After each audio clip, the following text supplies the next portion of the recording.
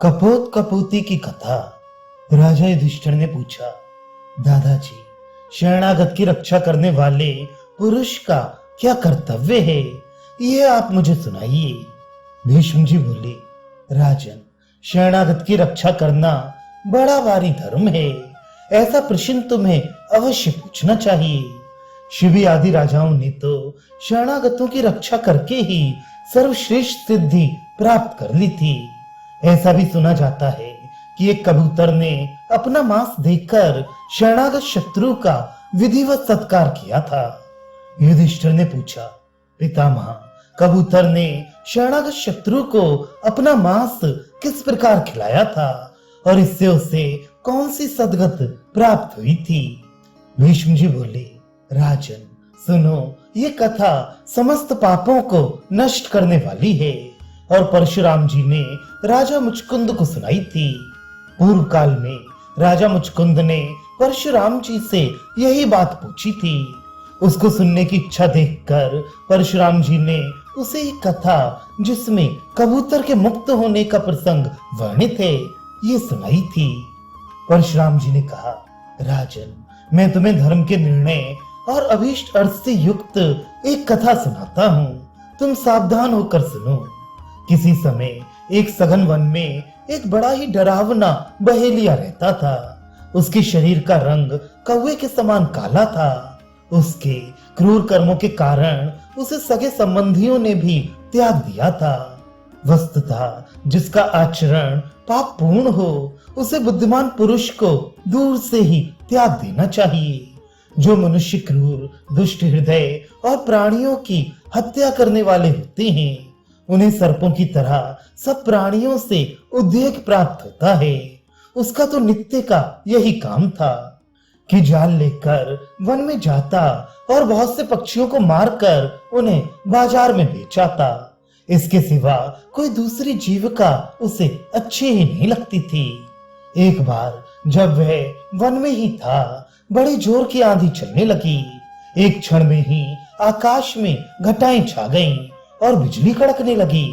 इंद्रदेव ने मूसलाधार वर्षा करके बात के बात में सारी पृथ्वी को जलमय कर दिया। वर्षा के वेग से अनेकों पक्षी मरकर पृथ्वी पर गिर गए।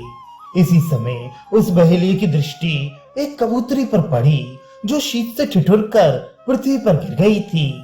इस समय यद्यपि वह स्वयं भी बड़े कष्ट में था, तो भी उसने उसे उठाकर पिंजड़े में बंद कर लिया। वह पापात्मा था और पाप ही करता रहता था, इसलिए इस समय भी उसने पाप ही किया। इतने में ही उसे वृक्षों के कुंज में एक मेघ के समान सघन विशाल वृक्ष दिखाई दिया। उस पर अनेकों पक्षियों ने बसेरा किया था। थोड़ी ही देर में बादल फट गए और आकाश स्वच्छ हो गया। बहेलिया जाड़े से बहुत ठिठुर रहा था। उसने इधर उधर देखकर विचार किया, यहाँ से मेरी झोंपड़ी तो बहुत दूर है। अच्छा, आज यहीं ठहर जाऊं। ऐसा सोचकर उस पेड़ के नीचे ही रात बिताने के विचार से उसने हाथ जोड़कर प्रणाम करते हुए कहा, इस वृक्ष पर जो देवता निवास करते हैं, मैं उनकी शरण लेता हूँ। इस प्रकार प्रार्थना करके वह पत्ते बिछाकर एक शिला पर सिर रखकर सो गया। राजन, उस वृक्ष की शाखा पर बहुत दिनों से एक कबूतर रहता था। उसकी कबूतरी सवेरे ही चुग्गा लेने गई थी और अभी तक लौट कर नहीं आई थी। इस समय रात हुई देखकर उस कबूतर को बड़ा खेद हुआ। वह कहने लगा, अरे, आज तो बड़ी आंधी वर्षा थी और मेरी प्यारी कबूतरी अभी तक नहीं आई। उसके अभी तक न लौटने का क्या कारण हो सकता है? वन में ना जाने वे कुशल से भी होगी या नहीं। उसके बिना तो आज मेरा ये घोंसला उजड़ा उजड़ा सा जान पड़ता है। वास्तव में घर को घर नहीं कहते, गृहिणी को ही घर कहते हैं। जिस घर में गृहिणी ना हो, वह तो वन के ही समान है। यदि आज मेरी मधुर भाषिणी प्रिया ना लौटी, तो मैं इस जीवन को रखकर भी क्या करूंगा। वह ऐसी पतिव्रता थी कि मेरे नहाए बिना नहाती नहीं थी और मेरे भोजन किए बिना भोजन नहीं करती थी। इसी प्रकार मेरे बैठ जाने पर ही बैठती और सो जाने पर ही सोती थी। यदि मुझे प्रसन्न देखती तो उसका मुख भी खिल जाता और उदास देखती तो स्वयं भी खिन्न हो जाती। मैं कहीं बाहर जाने लगता तो उसका चेहरा उतर जाता और कभी क्रोध करता तो वह मीठे मीठे शब्द सुनाकर मुझे शांत कर देती। वह बड़ी ही पतिव्रता, पति के आश्रित और पति का प्रिय करने में तत्पर रहने वाली थी। वह तपस्विनी मेरे प्रति बड़ा प्रेम और अनुराग रखती है और मेरी बड़ी भक्त है। पुरुष के धर्म, अर्थ और काम में स्त्री ही प्रधानतया सहायता करने वाली होती है। विदेश में भी वही विश्वसनीय मित्र का काम करती है। पुरुष की सर्वोत्तम संपत्ति उसकी भार्या ही कही जाती है। जो पुरुष रोग से पीड़ित हो और बहुत दिनों से विपत्ति में फंसा हुआ हो, उसके लिए भी स्त्री के समान कोई दूसरी औषधि नहीं है। पुरुष का स्त्री के समान ना तो कोई बंधु है और ना धर्म साधन में कोई वैसा सहायक है। जिसके घर में साध्वी और मधुर भाषणी भार्या नहीं है, उसे तो वन में चले जाना चाहिए। उसके लिए तो जैसा घर वैसा ही वन। भीष्म जी कहती हैं, जब कबूतर इस प्रकार विलाप कर रहा था तो बहेलिये के पिंजड़े में पड़ी हुई कबूतरी ने उसका करुण क्रंदन सुनकर कहा, अहो मेरा बड़ा सौभाग्य है जो मेरे प्रिय पतिदेव इस प्रकार मेरा गुणगान कर रहे हैं। स्त्री का इष्ट देव तो पति ही होता है। जिससे पतिदेव प्रसन्न नहीं रहते, वह पत्नी दावानल से दग्ध हुए पुष्प और गुच्छों के समान भस्म हो जाती है। अस्तु, अब मेरे विषय में तो आप कोई चिंता न करें। मैं आपसे एक प्रार्थना करती हूँ, आपसे हो सके तो एक शरणागत की रक्षा कीजिए। देखिए, ये बहेलिया आपके निवास स्थान पर आकर सोया है। ये ठंड और भूख से व्याकुल है, आप इसका सत्कार कीजिए। स्वामी, जगत माता गौ और ब्राह्मण का वध करने वाले को जो पाप लगता है, वही शरणागत को हिंसा करने वाले को भी लगता है। भगवान ने हमारी कापोती वृत्ति बना दी है। अपनी जाति धर्म के अनुसार आप जैसे मनस्वी को उसका आचरण करना चाहिए। जो गृहस्थ यथाशक्ति अपने आश्रम धर्म का पालन करता है, वह मरने के पश्चात अक्षय लोक प्राप्त करता है। अतः आप अपने देह की ममता छोड़कर धर्म और अर्थ पर दृष्टि रखते हुए इस बहेलिये का ऐसा सत्कार कीजिए जिससे इसका मन प्रसन्न हो जाए। मेरे लिए अब आप कोई चिंता न करें। आपकी शरीर यात्रा का निर्वाह करने के लिए आपको दूसरी स्त्रियां मिल जाएंगी। इस प्रकार पिंजरे में पड़ी हुई उस तपस्विनी कबूतरी ने अपने पति से कहा और फिर अत्यंत दुखी होकर पति के मुंह की ओर देखने लगी। स्त्री की ये धर्मानुसार और युक्ति युक्त बात सुनकर कबूतर को बड़ी प्रसन्नता हुई और उसकी आंखों में आनंद अश्रु छलक आए। उसने निरंतर पक्षियों की हिंसा से निर्वाह करने वाले उस बहेलिये की ओर देखकर कहा, कहिए मैं आपकी क्या सेवा करूं? आप हमारे घर पधारे हैं। घर आए का आतिथ्य करना यूं तो सभी का कर्तव्य है, किंतु पंचयज्ञ के अधिकारी गृहस्थ का तो ये प्रधान धर्म है। जो पुरुष गृहस्थ आश्रम में रहते हुए भी मोहवश पंच महायज्ञ नहीं करता, उसे धर्मानुसार ऐहिक और पारलौकिक दोनों प्रकार के सुख नहीं मिलते। इसलिए आपकी जो इच्छा हो वो कहिए, किसी प्रकार का दुख ना मानिए। आप अपने मुख से जो कुछ कहेंगे मैं वही करूंगा। उसकी बात सुनकर बहेलिये ने कहा, मुझे शीत से बड़ा कष्ट हो रहा है, इसलिए कोई ठंड से बचने का उपाय करो। ये सुनकर कबूतर ने पृथ्वी पर पत्ते इकट्ठे कर दिए और उन्हें जलाने को चिंगारी लेने के लिए बड़ी तेजी से उड़ान लगाई। वह लोहार के घर से अंगारा ले आया और उससे सूखे पत्तों में आग लगा दी। बहेलिया आग तापने लगा। इससे उसके शरीर में गर्मी आ जाने से उसके होश हवास ठिकाने पर आ गए। फिर उसने अत्यंत आनंदित होकर डबडबाई आंखों से कबूतर की ओर देखते हुए कहा, मुझे बड़ी भूख लगी है, मैं चाहता हूं तुम मुझे कुछ भोजन दो। बहेली की बात सुनकर कबूतर इस चिंता में पड़ गया कि अब मुझे क्या करना चाहिए। उस समय वह अपनी असमर्थता पर खेद प्रकट करने लगा, किंतु कुछ ही देर में उसे एक बात याद आई और वह कहने लगा, अच्छा थोड़ी देर ठहरिए, मैं अभी आपकी तृप्ति का उपाय किए देता हूँ।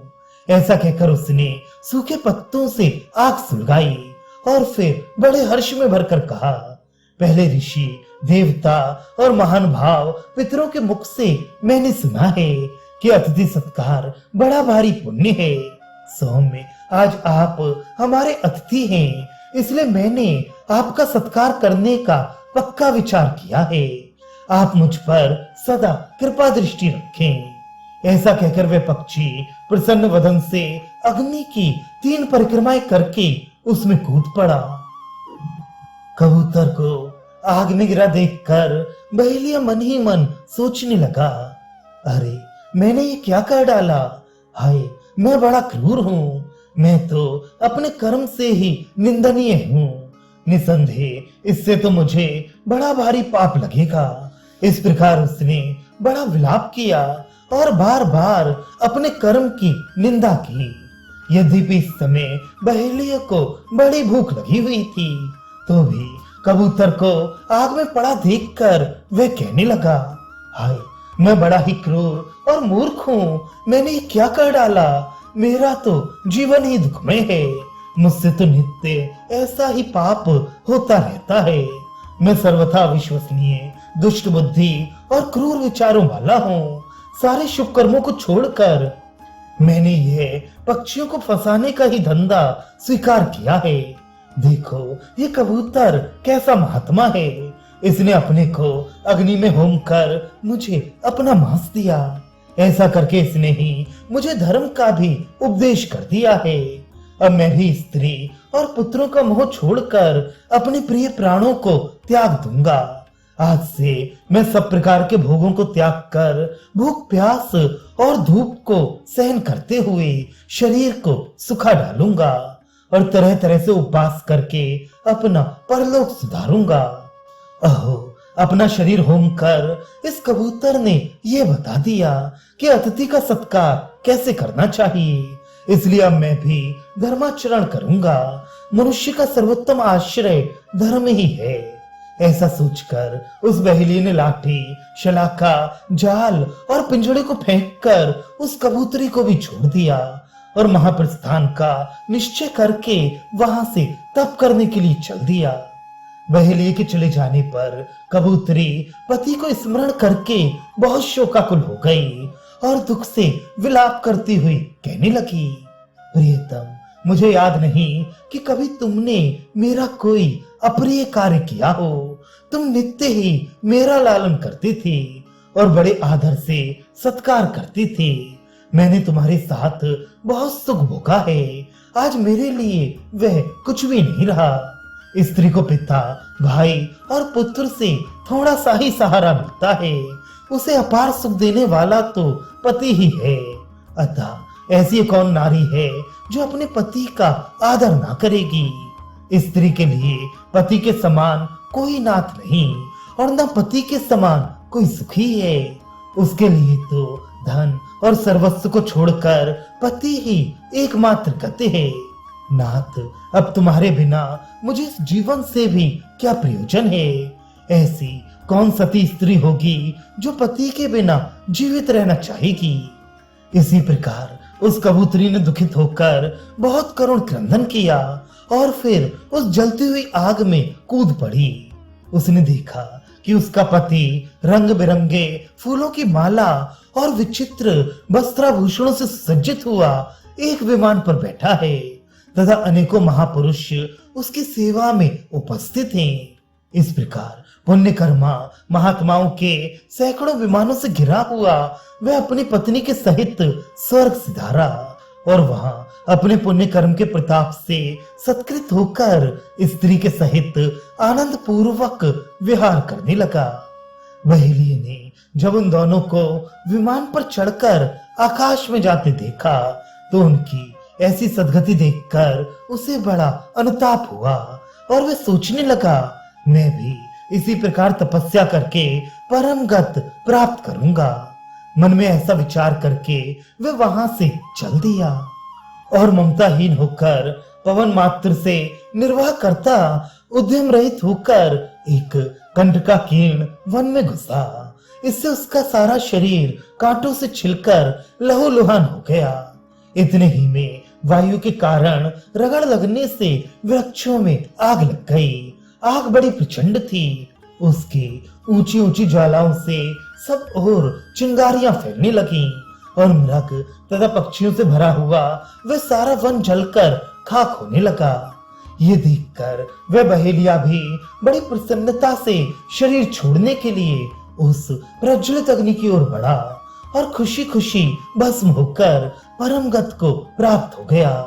थोड़ी ही देर में उसने देखा कि वह बड़े आनंद से स्वर्ग में विराजमान है तथा अनेकों यक्ष, गंधर्व और सिद्धों के बीच में इंद्र के समान शोभा पा रहा है।